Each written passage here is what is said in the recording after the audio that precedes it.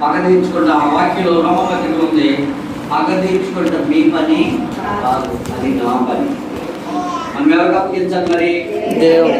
ఒకవేళ దేవుడి వాక్యం ఏమో తెలుసా? మత్తయి 5:10-11 తీయొద్దు. నా పేరు పెట్టబడిన నా నిమిత్తము జనులు మిమ్మును నిందించి హింసించి మీ మీద చెడ్డ మాటలు పలుకున్నప్పుడు మీ పక్కనే ఉందమ్మా. అదిగో చివరి రెండు, నా నిమిత్తము జనులు మిమ్మల్ని నిందించి హింసించి మీ మీద చెడ్డ మాటలు అబద్ధముగా, మళ్ళీ ఎలాగమ్మా చెడ్డ మాటలు అబద్ధాలు.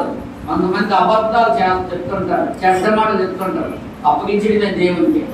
అప్పగించాలి. ఎంతకాలం వారు మనల్ని శత్రువుగా చూసినా, ఎంతకాలం అవమానాలు మనపడాలి, అలాగే అవమానపరచాలని అలా చెట్టు ఒకటి ఉంటుంది. ఆ చెట్టు దగ్గరికి వెళ్ళి రండి మా కథలు చెప్తాను, మీకు స్టోరీ చెప్తాను, రండి అని పిలిచి మరి కూర్చోబెట్టి కూరగాయలు అమ్ముకొని ఆ సీట్లు అనమాట, సీట్లు వేసేదాం, డ్యాన్స్ సీట్లు.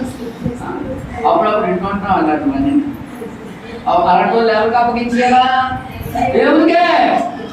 నా నిమిత్తము జనులు మిమ్మల్ని నిందించి హింసించి మీ మీద అబద్ధముగా చెడ్డ మాటలలో పలుకున్నప్పుడు మీరు దానిలో సంతోషించి ఆనందించండి. తర్వాత మందు మీ ఫలము ఎక్కువ అవుతుంది. మన ఫలము. మన శత్రువు అరుస్తాడు, ఆరవనీయండి, దేవుడు చూసుకుంటాడు. లేక మన శత్రువు నిందలు వేస్తాడు, అబద్ధముగా చేయనీయండి, పర్వాలేదు, భయం లేదు. వాడు అబద్ధాలు ఏం చెప్పుకుంటాడో చెప్పుకోనియండి, భయం లేదు. దేవుడారా మరి దేవుడికి అప్పగిస్తే దేవుడు చూసుకుంటాడు. హల్లెలూయా. మనం పాత వారిని మాత్రము కాదు. మనం ఎవరమ్మా? ఎలా కొత్త అయ్యాము? యేసయ్య కార్చిన రక్తములో కడగబడి కొత్త వారం అయ్యాము. హల్లెలూయా. మొదటి యోహాను 4:19 చదవడు త్వరగా. ఏడు పాస్టర్ గారు అలిసిపోయి వేటి అటు చూద్దాం. మొదటి యోహాను 4:19 త్వరగా తీయండి. మరొకరేమో లోకాసువార్త 6:27 తీయండి. మొదటి యోహాను 4:19 ఎవరు ప్రేమించారమ్మా? ఎవరు ప్రేమించారమ్మా? మనం ఎవరు మరి? మనం ప్రేమించడానికి మన దగ్గర ఏముంది? రోమపత్రికల 5 ఏముందో తెలుసా? మనం భక్తిహీనులము, బలహీనులము, పాపులము. పాపులు ఎవరైనా ప్రేమిస్తారమ్మా? పాపులు ఎవరమ్మా? పాపులు పాపిస్తులండి, దుర్మార్గులండి, పాపిస్తులు. మనమే పాపిస్తులు. అర్థమైందమ్మా? పాపులు మనము, దుర్మార్గులు మనము. ఇంకా ఎలాంటి వారమ్మా? శత్రువులు. ఎవరికి శత్రువుము? దేవునికే శత్రువు. మనం పాపం చేసిన వాళ్ళందరూ ఎవరమ్మా?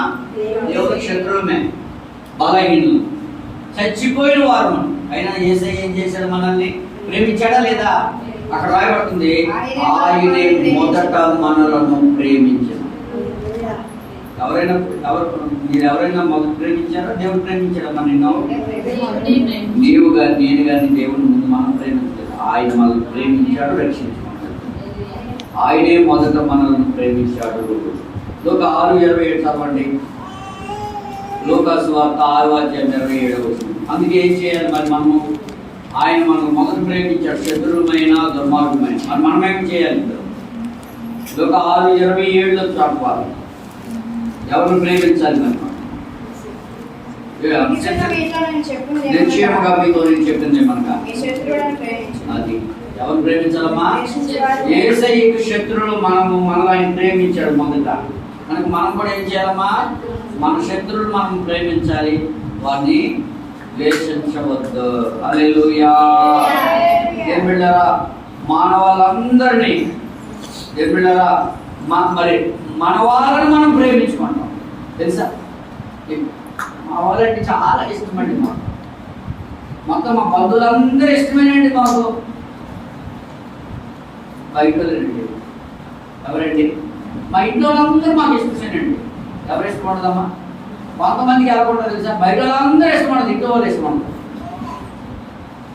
ఇంట్లో అత్త ఇష్టపడదు, మా అమ్మ ఇష్టపడదు, మరిదిలు ఇష్టపడరు, ఆడపడుచులు ఇష్టపడరు, ఎవరు ఇష్టపడరు. బయట వాళ్ళు మాత్రము బ్రహ్మాండంగా మాట్లాడతారు. బయట అందరితో మాట్లాడతారు, కానీ ఇంట్లో మాట్లాడరు. కొందరు మాత్రం ఇంట్లో మాట్లాడతారు, బయటతో మాట్లాడరు. చూడండి ఎంత తేడాగా ఉంటుందో. కానీ దేవుడి వాక్యం ఏం చెప్తుందంటే, మన వాళ్ళనే కాదు మనం ప్రేమించేది, మనకి ఇష్టమైన వారినే కాదు మనం ప్రేమించేది, కానీ మనము శత్రువులు సహా మనం ఏం చేయాలంటే ప్రేమించాలి. హల్లెలూయా. చూడండి సామెతలు 25, 21, 22 వచ్చినారు. సామెతల గ్రంథము సులోమోను రాసిన సామెతలు 25 అధ్యాయం 21, 22 వచ్చినారు. చదవండి త్వరగా. ఇంకా వెతుకుతారా? ఎవరమ్మా నీ పగవాడు? చెప్పండి. నీకు ఎవరైనా పగవాడు ఉన్నారమ్మా? నీ పగవాడు ఎవరు? ఎవరైనా ఉన్నారంటే నీకు మన పగవాడు ఎవరంటే శత్రువు సాతాను. ఆడొక్కడు తప్ప ఎవరి భూమి మీద సాతాను ఒక్కడే మన పగవాడు, శత్రువు. సరే, నీ పగవాడు ఆకలి కొని ఉంటే ఏం పెట్టాలమ్మా? పాస్టర్ గారు మళ్ళీ అదే చెప్తున్నారు. పాస్టర్ గారు నాకు ఇష్టం లేదు పాస్టర్ గారు వాళ్ళంటే. ఎక్కడో నాకు ఇష్టం లేదు పాస్టర్ గారు, ఏమాత్రం నా పగవాడు. వాడిని ఎలా పెడతాం పాస్టర్ గారు? వాడు నన్ను చాలా బాధ పెట్టాడు, చాలా హింసించారు, వాళ్ళు నన్ను అవమానపరిచారు, నాకు కీడు చేశారు, నాకు నష్టం చేశారు పాస్టర్ గారు. అప్పుడప్పుడు ఎవరి దగ్గరికి వెళ్ళమంటాం. అప్పుడప్పుడు సింపతి కోసం అంటే దేనికోసం వెళ్ళారా సార్? సింపతి. ఎవరి సింపతి? దేవుడి సింపతి కావాలి మనకి. కష్టాల్లో ఉన్నాను చూడడానికి వెళ్తే అది సింపతి కాదు. అర్థమవుతుందా? ఇది గొప్పతనం అవసరం కాదు. చాలా మంది అంటారు వాళ్ళ దగ్గర సింపతి కోసం వెళ్ళారని అంటారు. కానీ మనం వెళ్ళామంటే, మన శత్రువుల దగ్గర మనం వెళ్ళామంటే, 2 పళ్ళు 2 కాయలు పట్టుకొని వెళ్ళామంటే వారి నెత్తి మీద పళ్ళు కాదు ఇచ్చింది పోసింది. ఇప్పుడు పెట్టామా? ఏం పెట్టామమ్మా? పళ్ళు కాయ కాదు మనం ఇచ్చిందే. పళ్ళు పట్టుకుని వెళ్ళి, కాయలు పట్టుకుని వెళ్ళి నువ్వు ఇచ్చావు కాదు. ఏం పట్టుకుని వెళ్ళావో వాళ్ళకి ఎలా ఉంటుందంటే నిప్పులు తెచ్చినట్టు ఉంటుంది అనమాట. నువ్వు మంచి మనసుతో వెళ్ళావు, మంచి హృదయంతో వెళ్ళావు, ప్రేమించి వెళ్ళావు, కానీ వాళ్ళు సిగ్గుపడిపోతారు. వాళ్ళు ఏమైపోతారమ్మా? సిగ్గుపడిపోతారు. కనుక దేవుడు ఎవరైనా ఎవరైనా పగవాళ్ళు ఉన్నా, శత్రువులు ఉంటే వాళ్ళ దగ్గరికి వెళ్ళండి. వెళ్తే నీ ముఖ వైపు చూడలేరు, కళ్ళు వైపు చూడలేరు, ముఖ వైపు చూడలేరు, మాట్లాడలేరు, సిగ్గుపడిపోయి. అప్పుడు అర్థమవుతుంది వాళ్ళకి, అమ్మ నేను ఎంతగా ఉన్నా సరే, ఎంత గొడవలాడినా సరే, ఎంత ఇబ్బందులు పెట్టినా సరే వచ్చారు వీళ్ళు, ఇంకా నోరు మూసిన సరే మాట్లాడకూడదు ఇంకా అని చెప్పేసి ఏమనుకుంటామా? ఇదివరకు మీకు ఒకసారి చెప్పాను, వాడు ఎవడో చెడిపోడట, మంత్రాలు వేసినోడు మాస్టర్ గారికి వేసినాడట మంత్రం. ఎవరికి వేసారమ్మా? మీటింగ్ పెట్టి మాస్టర్ గారికి వేసాడట. కానీ హాస్పిటల్లో మంచం ఎక్కినోడు ఎవడో తెలుసా? ఈ మంత్రంలోనే ఎక్కినాడు. ఎవరెక్కారు? ఈ చెడిపోయినోడు మంత్రాలు వేసినోడు మంచం మీద హాస్పిటల్లో ఉన్నాడట. అప్పుడు ఈ పాస్టర్ గారికి తెలిసింది. పాస్టర్ గారికి తెలిసి ఆ పాస్టర్ గారు వెళ్ళారట హాస్పిటల్కి. వెళ్ళి ప్రార్థన చేద్దాం వెళ్తే ప్రార్థన చేసుకున్న తర్వాత అన్నాడంట, పాస్టర్ గారు నన్ను క్షమించండి. ఏమన్నాడమ్మా? నేనేమో నీకు మంత్రం వేస్తే నువ్వెక్కుతావు కూడా నన్ను ఎక్కించినాడు దేవుడు మంత్రం అన్నాడు. ఆ మంత్రాలు మారిపోయి గొప్ప పాస్టర్ అయ్యాడు. హల్లెలూయా. ఒకరు మనం కీడు చేయాలంటే ఆ కీడు ఎవరు తగ్గుతుంది?